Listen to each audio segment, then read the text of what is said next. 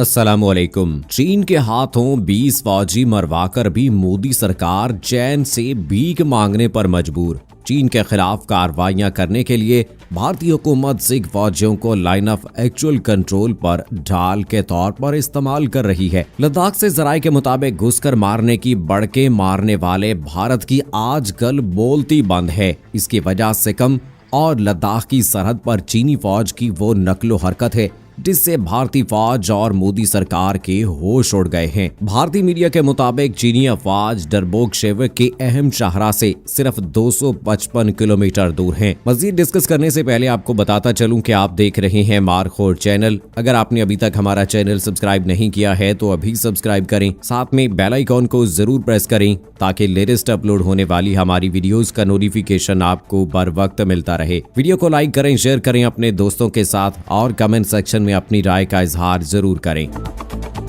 दोस्तों, भारतीय अस्करी जराये के हवाले से दी गई रिपोर्ट के मुताबिक सरहद पर चीनी अफवाज की तादाद में मुसलसल इजाफा हो रहा है। ताज़ा कशीदगी की वजह पेंगोंग झील के जनूबी इलाके में 30 अगस्त की दरमियानी शब भारतीय फौज की कार्रवाई बताई जाती है, जिसमें भारतीय फौजियों ने झील से मुत्तसिल ऊंची पहाड़ियों पर कब्जा कर लिया था। भारत ने चीन पर इश्तियाल अंगेजी के इल्जामात आयद करते हुए कहा था कि चीनी फौज ने इस इलाके में सूरत हाल को बदलने की कोशिश की, जिसका भारतीय फौज को पहले से पता चल गया था और भारतीय फौज ने इस कोशिश को नाकाम बना दिया। लेकिन चीन ने उसे भारतीय फौजियों की दरअंदाजी बताते हुए भारत से सख्त एहतजाज किया था और उनकी फौरी वापसी का मुतालबा किया था। चीनी सिफारत खाने की तर्जुमान जी योंग का कहना था कि फ्रीकैन के दरमियान 31 अगस्त को जीन अमूर पर इत्तफाक हुआ था। भारतीय फौजियों ने उसकी सरीहन खिलाफ वर्जी की है। जी रोंग ने भारतीय फौज के बारे में कहा कि उन्होंने पेंगोंग त्सू झील के जनूबी इलाके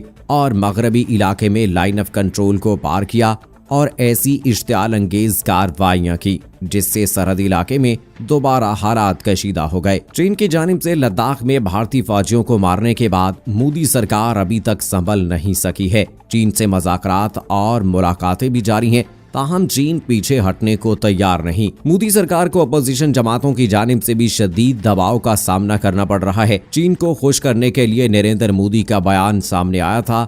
भारतीय वजीर आजम नरेंद्र मोदी ने कहा था कि भारतीय सरहद में कोई नहीं घुसा और किसी भी तरह की दरअंदाजी नहीं हुई है। फिर भारतीय वजीर दिफा राजनाथ सिंह ने लोकसभा में कहा कि चीन ने कब्जा किया है। भारतीय हुक्मरानों के मुतज़ाद बयानात की वजह से भारत की साबिक हुक्मरान जमात कांग्रेस के रहनुमा राहुल गांधी ने समाजी राब्ते की वेबसाइट ट्विटर पर एक ट्वीट किया है जिसमें सवाल पूछा है कि मोदी हुकूमत हिंदुस्तानी फौज के साथ है या चीन के साथ। राहुल गांधी ने अपने ट्वीट में लिखा है, आप क्रोनोलॉजी समझिए। पीएम बोले कि कोई सरहद में नहीं घुसा, फिर चीन में वाक़े बैंक से बड़े पैमाने पर कर्ज लिया। फिर वजीर दिफा ने कहा कि चीन ने मुल्क में कब्जा किया। अब वजीर ममलकत बराए दाखिला ने कहा कब्जा नहीं हुआ। मोदी हुकूमत हिंदुस्तानी फौज के साथ है या चीन के साथ, इतना खौफ किस बात का।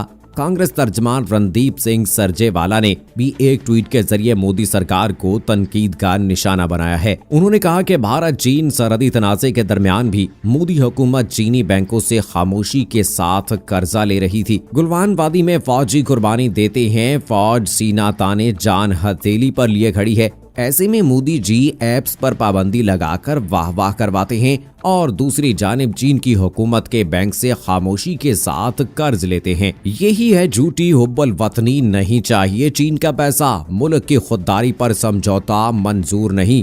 कांग्रेस तर्जमान ने अपने दावे को साबित करने के लिए अंग्रेजी अखबार दी टेलीग्राफ की खबर का एक स्क्रीनशॉट भी शेयर किया है। खबर के मुताबिक मोदी हुकूमत ने रस्मी तौर पर तस्दीक की है कि भारत ने सरहद पर तनाज़े के दरमियान चीन के कंट्रोल वाले बैंक से 1350 बिलियन डॉलर यानी तकरीबन 9,202 करोड़ रुपए के कुल 2 कर्ज लिए हैं।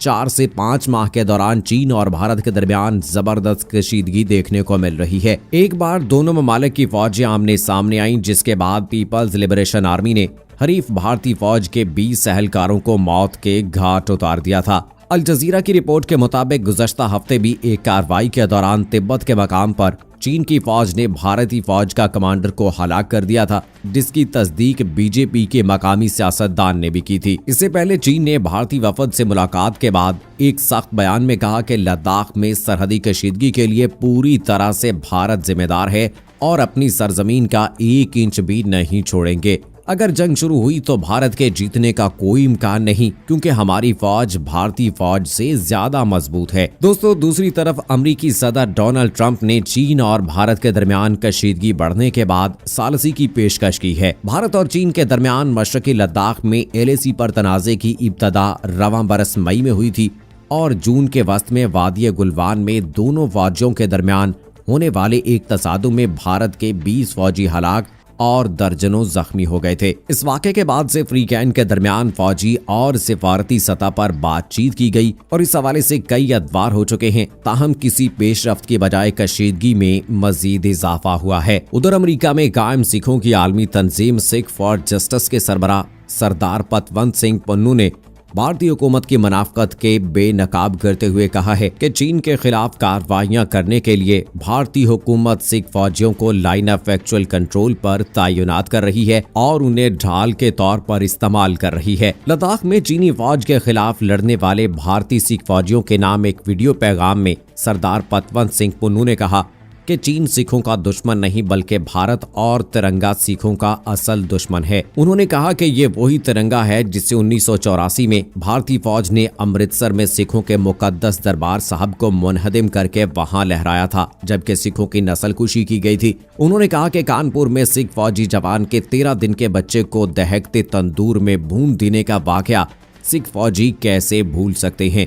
उन्होंने कहा कि इसी तिरंगे के साए तले दिल्ली में सिखों की माओ, बहनों और बेटियों की सरेआम इज्जतें पामाल की गई थी। उन्होंने कहा कि आज भी भारत इसी तिरंगे तले सिख फौजियों को वरगला रहा है और उन्हें ढाल बनाकर बॉर्डर पर लड़ने के लिए भेज रहा है। उन्होंने इंकशाफ किया कि जिन फौजियों को बॉर्डर पर भारतीय फौज इस्तेमाल कर रही है, उनके खानदान के मुकम्मल अफराद की फहरिस्तें तैयार की जा रही हैं। उनकी इज्जत को पामाल करने के मंसूबे बनाए जा रहे हैं। उन्होंने कहा कि वो इस साल नवंबर में खालिस्तान के क़याम के लिए आलमी रेफरेंडम करवा रहे हैं। उन्होंने सिख फौजियों से अपील की है कि वो हथियार को छोड़कर सिख फॉर जस्टिस के सफीर बन जाएं।